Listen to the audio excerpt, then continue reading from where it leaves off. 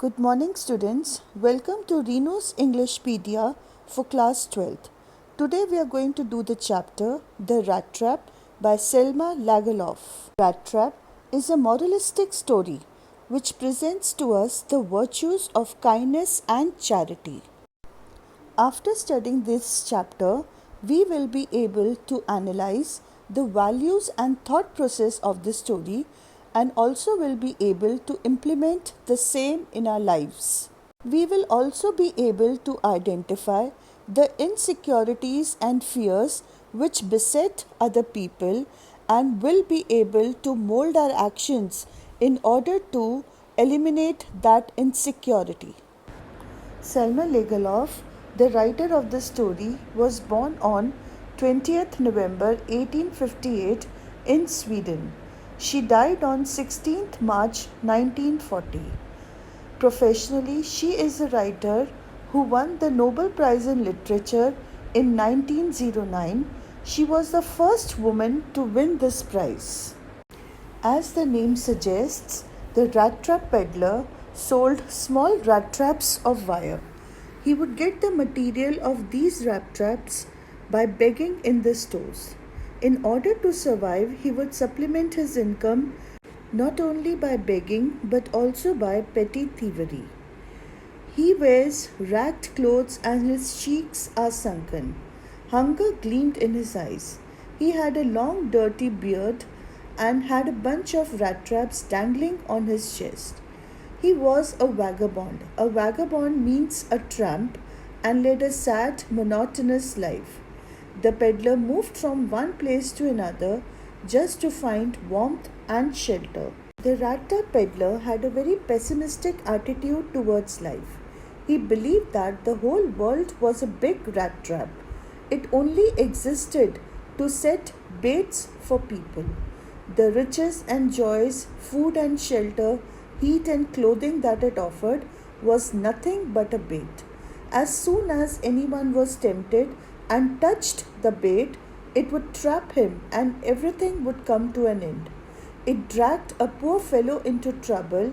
It captured him in a dangerous snare, that is trap. Once, while wandering around, he arrived at a crofter's home. A crofter is someone who rents a small farm with a plot of land and lives in that house. He is a tenant farmer who pays his tenancy with manpower instead of cash. The crofter was an old and lonely man as he did not have a wife or children. He was very happy to get someone to talk to as he was very lonely, and he therefore welcomed the peddler to stay at his place. He gave the peddler supper and shared his tobacco roll. He played cards with the peddler till midnight. Now that the crofter was old, he was supported by his cow.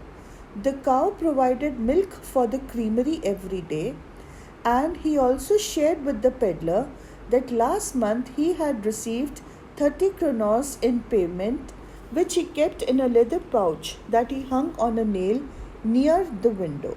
The next morning, both the rat trap peddler and the crofter left the house. The crofter in order to milk the cow, but the peddler left in order to return after some time. He stole the 30 kronos from the pouch, and in order not to get caught, he avoided the highways and went into the woods. In the woods, he got lost and wandered around in a circle, unable to get out. He likened his situation to that of a rat caught in a rat trap. He felt that the 30 kronos was the bait, and just like a rat in a trap, he too was going around in circles in the woods, unable to escape. He felt that he was being punished for his crime. Till now, he would laugh at the world that it had fallen into the rat trap by the lure of the riches. But now he realized that he too had fallen into that same rat trap. Since it was a December evening, the night set in very quickly and it became extremely cold. The peddler worried about his ability to survive the night. He had almost given up when he heard some regular thumping sounds. The peddler followed the sounds and reached Ramshaw Iron Works. In the cold December evening, the ironwork with its hot furnace was a welcome refuge. The mastersmith and his helper, who were working there, did not object to the presence of the peddler and allowed him to stop there for warmth and shelter. Later on in the evening, the ironmaster came for his usual inspection and found the peddler. The ironmaster, being a conscientious master, wanted to produce the best iron and he watched the works day and night. The ironmaster mistook the rattrap peddler to be Niels Olof aka Captain von Stahl, his old acquaintance from the regiment. The ironmaster invited him home to spend Christmas with him and his daughter. The peddler refused to accompany him because he knew that the deception would not work for long. He also thought that his theft may be discovered and he would be punished. The ironmaster left him but sent his daughter Edla to persuade him to accept the invitation. As compared to her father, Edla Wilmanson had better powers of persuasion. She appeared to be kind and thoughtful and had brought a fur coat for the peddler. She was not pretty, but was modest, shy, and compassionate. On the other hand, the peddler, who usually slept with one eye open, jumped up abruptly as soon as Edla appeared and looked quite frightened. This implied that the rat-trap peddler was always conscious and on guard. He lived a life of constant insecurity and the fear of getting caught. Therefore, later when he stayed at the ironmaster's place, he sleeps the whole day and wakes up only for meals. He had not slept that peacefully in comfort and security for many years. Coming back to the story, Edla, on witnessing such an abrupt reaction, inferred that either he had stolen something or he had escaped from jail. This shows the insight that Edla has. She is perceptive, rational, practical, intelligent, and intuitive. Her perceptiveness enables her to understand human sentiments, actions, and reactions. Thus, sensing the peddler's discomfort at the invitation, she adds that he could leave just as freely as when he would come in. Her friendly, comforting, and understanding nature builds confidence and trust in the peddler. However, the peddler has evil forebodings.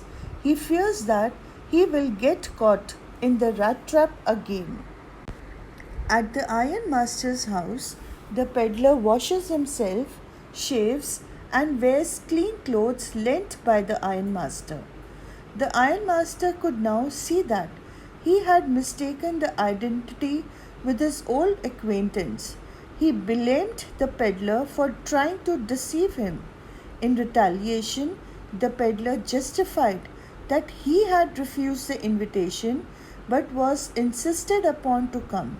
He said that he was just a poor trader who wanted to spend the December night in the warmth of the forge. The peddler said that the whole world is a rat trap. Before, the ironmaster had promised to give him food and shelter, but now he would just hand him over to the sheriff. Since it was Christmas Eve, the ironmaster decided not to call the sheriff but asked him to leave. It was at this point that Edla intervened and requested her father to allow the peddler to stay for one day, as she had promised him Christmas cheer. She wanted to live the Christmas spirit by helping a poor soul who was in dire need. She argued that he walked and walked for the whole year. There was not a single place in the whole country where he was welcomed and could feel at home. Wherever he turned, he was chased away. He was always afraid of being arrested and cross-examined. She wanted the peddler to enjoy a day of peace with them, just at least this one day in the whole year. Just because of a mistake, a misunderstanding, one ought not to chase away a human being to whom one has asked to come over and promise Christmas cheer. She requested her father to allow the peddlers to stay with them for Christmas.